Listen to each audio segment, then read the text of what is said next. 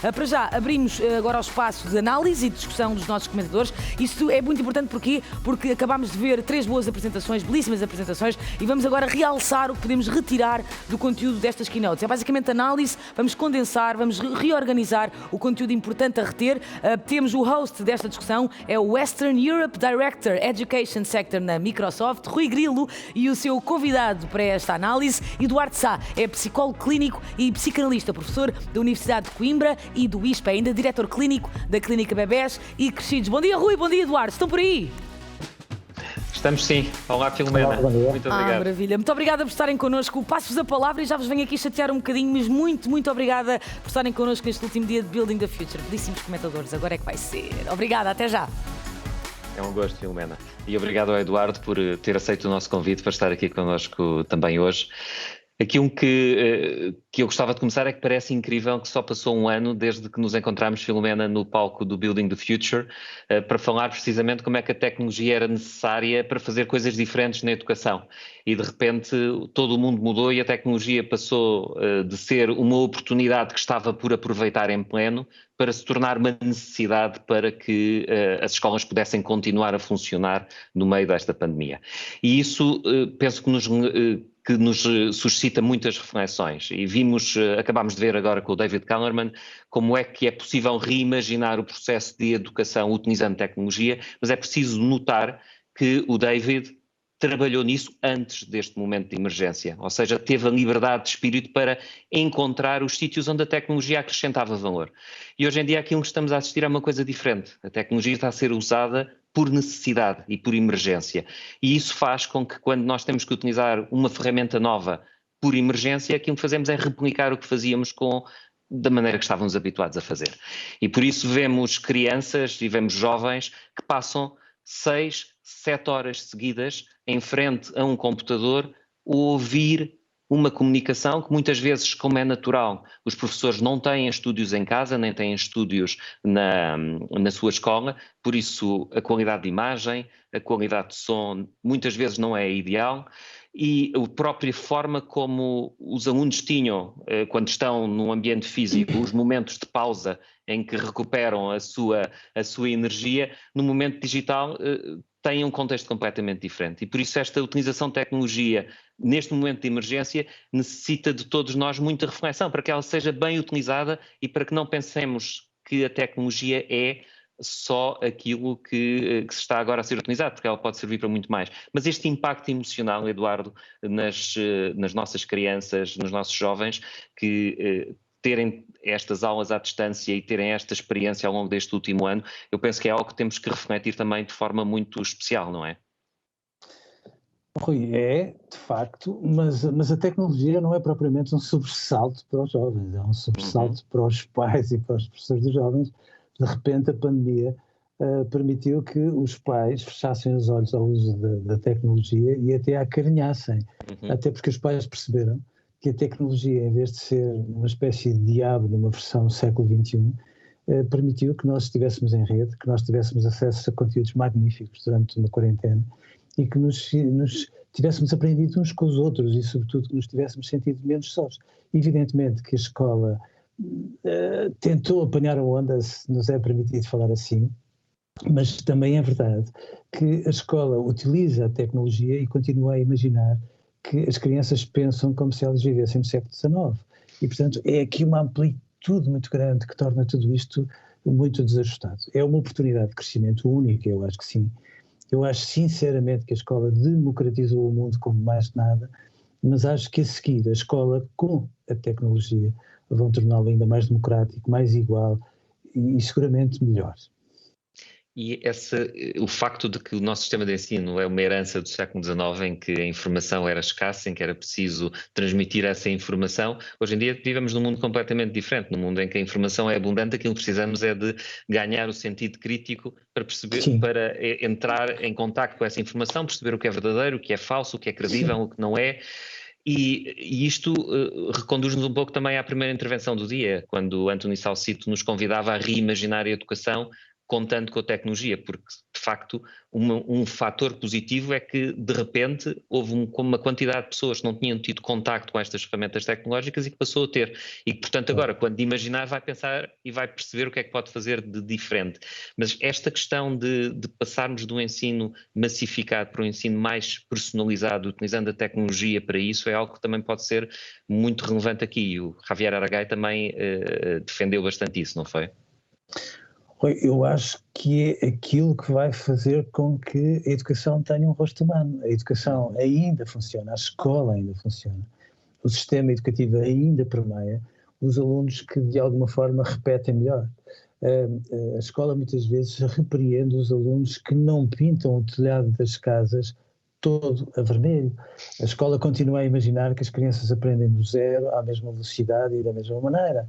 E de repente este fluxo de tecnologia permite que nós sejamos melhores pais e melhores professores, com a consciência de que, de facto, a tecnologia muitas vezes torna-nos um bocadinho Deus, e a pandemia ajudou-nos a perceber que nós somos só animais que pensam. E isto, conjugado, é uma coisa absolutamente magnífica, porque permite que nós possamos perceber que o grande desafio dos nossos filhos, o nosso grande desafio, passa por nomearmos as coisas, por reconhecê-las, por sintetizá-las, por duvidar, por experimentar, para que finalmente as possamos resolver. E, portanto, é isto que faz com que, de repente, um ensino mais personalizado, favoreça mais do que nunca a autonomia, porque senão a escola favorece sempre este equívoco. Reclama a autonomia e nunca permeia o que não tem absolutamente sentido nenhum. E essa autonomia desenvolve-se também, muitas vezes, pela própria forma como o ensino acontece. E claro. Uma das pedagogias que muita gente está a experimentar nestes tempos é dar vídeos instrutivos para que os alunos os vejam e compreendam, e depois a seguir juntam-se em grupo numa call para discutir e para encontrar o sentido, para partilhar como é que viram e como é que aplicam, para que em vez de que o tempo de aula seja passado a debitar conteúdo, seja passado a discutir e a interpretar esse conteúdo, porque é de facto aí que está o valor maior do contacto humano, não é? Em absoluto. Eu tenho até a esperança que, desculpe, a Microsoft, um destes dias, se junta a uma causa do género, conversar é um património da humanidade, porque é isso que de facto nos faz pensar.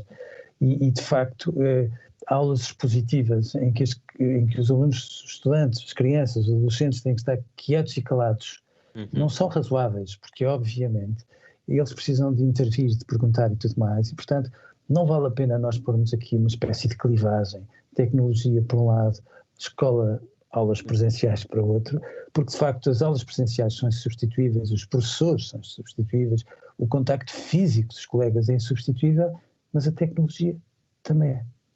É verdade, e a tecnologia faz parte da nossa vida em todas as dimensões, não faz sentido que ela não faça parte também do processo claro. de aprendizagem das escolas.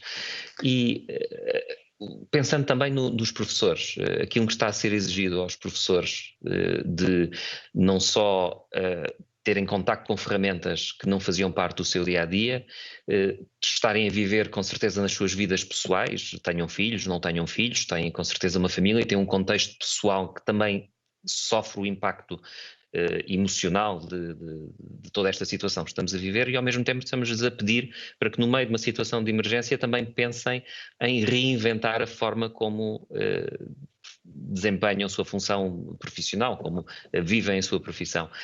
Será justo pedir este esforço em dois níveis simultaneamente e este grupo que já está tão penalizado pela situação que estamos a atravessar?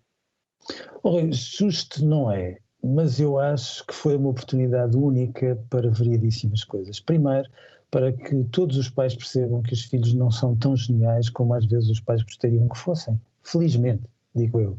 Em segundo lugar, ajuda a perceber que, de facto, ensinar uma criança, educá-la para o conhecimento não é uma coisa tão linear, porque os pais e os professores andaram sempre de cadeiras um bocadinho às avessas, sempre a imaginar que, no fundo, não podiam ser tão complementares uns em relação aos outros como de facto são. Em terceiro lugar, e essa é a questão fundamental, eu acho que os professores encontraram aqui com uma descrição e com com uma elegância absolutamente fora de lugar, a oportunidade de nos lembrar a todos que eles, não tendo condições, não tendo formação, não tendo instrumentos, se expõem ao perigo todos os dias para que os nossos filhos aprendam melhor. E, de facto, era a altura de nós batermos palmas também aos professores, porque eles não têm reclamado uma vez e expõem-se ao perigo todos os dias. E, finalmente, eu acho que o sistema educativo tem sido profundamente batuteiro em relação aos professores, porque não é admissível que os professores façam uma formação de base e que o sistema educativo lave as mãos. Acho, aliás, que os professores só podem ter formação ao fim de semana e paga por eles, quando de facto a tecnologia podia ser um instrumento brutal, se me permite a expressão, para que os professores tenham a formação indispensável permanentemente em exercício e desprezarmos a tecnologia para fazermos chegar a formação aos professores que adoram ser professores e que dão um exemplo de espírito de missão, como muito poucas pessoas acabam por dar, é desprezar um instrumento fundamental, um lápis precioso, a bem de uma ideia de formação que já não cabe no mundo em que nós vivemos. Não posso concordar mais. Eu penso que é preciso bater palmas aos professores e a Microsoft, humildemente, também tem tentado contribuir para essa formação, desde o início da pandemia, com ciclos de webinars contínuos sobre como utilizar estas ferramentas. Temos uma plataforma que é o Microsoft Educator Community, onde temos também um conteúdo bastante vasto à disposição de qualquer professor.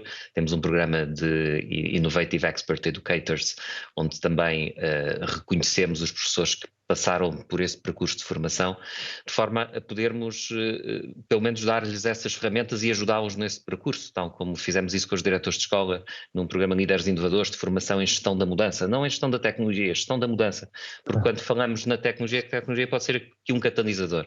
E eu penso que o grande desafio que toda esta situação nos deixa é pensar, agora que uma quantidade tão grande de pessoas tomou contacto com ferramentas novas, que uma situação completamente nova nos levou a questionar modelos que dávamos por adquiridos e que nem sequer pensávamos em questionar. O modelo tradicional da escola estava tão enraizado, a memorização para depois debitar no exame, para a seguir ter um número como se isso fosse o resultado do processo de aprendizagem, era algo que parecia tão natural que nem se questionava, mas agora que tivemos esta oportunidade de pôr isso tudo em causa e de repensar, eu penso que o mais interessante é pensar o que é que vai acontecer. Vamos esperar que 2022 seja um ano sem pandemia, um ano em que temos os recursos digitais à nossa disposição, mas também os recursos normais do contacto humano face a face.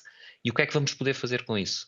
E como é que vamos conseguir mobilizar as energias de todos para isso? Pais, professores, alunos?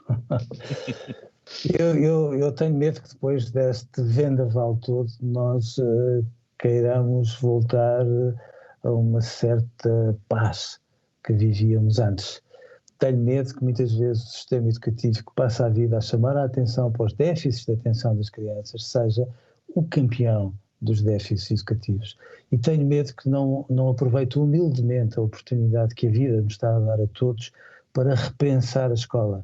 Aliás, tivemos em Portugal uma campanha eleitoral para a presidência da República e estranho que, a educação, o que nós queremos da escola, não seja um compromisso de regime que nos obriga a todos, porque é isso que está em cima da mesa, é isso que nós podemos de facto assumir. Agora, Rui, é como em tudo na vida, quando nós olhamos para todas as convulsões da humanidade, o futuro é sempre um lugar melhor, porque nós, independentemente de tudo o resto, e até dos maus tratos que a escola traz a muitas crianças, infelizmente, nós somos, todavia, capazes de aprender.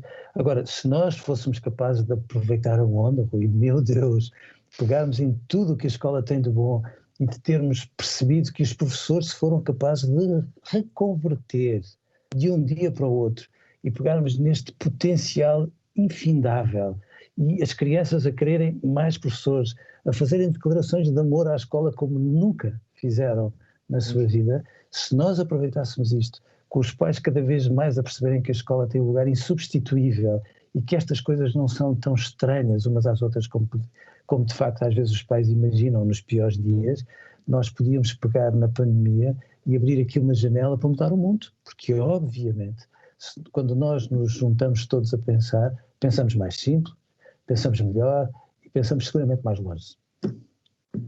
Não podia estar mais de acordo. Eu penso que é, e embora tendo a noção realista de que vai haver de facto essa grande tendência para voltarmos como se estes 2 anos não tivessem assistido, eu penso que temos todos que fazer a nossa parte do esforço para que assim não seja, para que consigamos reter esta oportunidade magnífica de aproveitar o que de bom tem uma situação que tem muito de mau e muito de difícil. E estamos a terminar o nosso tempo, Eduardo. Toda esta situação e aquilo que significa na educação e na vida das crianças, eu penso que eu tenho a esperança de que a resiliência dos nossos jovens, das nossas crianças, conseguem aprender e conseguem sobreviver e tornar-se em adultos, também vai acontecer desta vez, e que não haverá danos permanentes de uma situação como esta, embora as vicissitudes do momento que atravessamos sejam grandes. Sem dúvida, mas Rui, nós sobrevivemos ao terremoto de Lisboa sem tecnologia. Sobrevivemos à gripe espanhola sem tecnologia. Agora imagine o que é que nós somos capazes de fazer ao sobreviver à pandemia com tecnologia. É arrepiante nós percebemos que o melhor do mundo pode ser de facto o futuro. Penso que depois disso não há mais nada que se possa acrescentar. Muito obrigado, Eduardo, por ter aceito este convite para estar aqui connosco. Olá, e, Rui, facto, eu não vou acrescentar nada. Não vou acrescentar nada, vou só agradecer esta análise absolutamente preciosa. Muito obrigada, Rui, por ter estado connosco. Doutor Eduardo, obrigadíssimo. Deixe-me só deixar um recado, porque é inevitável, não consigo ir-me embora sem dizer isto. Sou uma absoluta seguidora e fã dos Dias do Avesso e iria, vou-lhe dizer muito sinceramente, iria concretizar um sonho antigo meu se despedisse de mim a dizer adeus, Filomena, como diz adeus, Isabel, porque é tão maravilhoso. Não, Filomena, eu dizia adeus, Isabel, agora não estou nos Dias do Avesso, estou na Rádio Observador, mas acredito, Filomena, eu digo adeus com todo o gosto, mas seguramente até breve, não pode deixar de ser assim. Que maravilha, muito obrigada, doutora, obrigada. Eduardo Sá e Rui Grilo estiveram connosco aqui no Building the Future, muito obrigada pela vossa participação.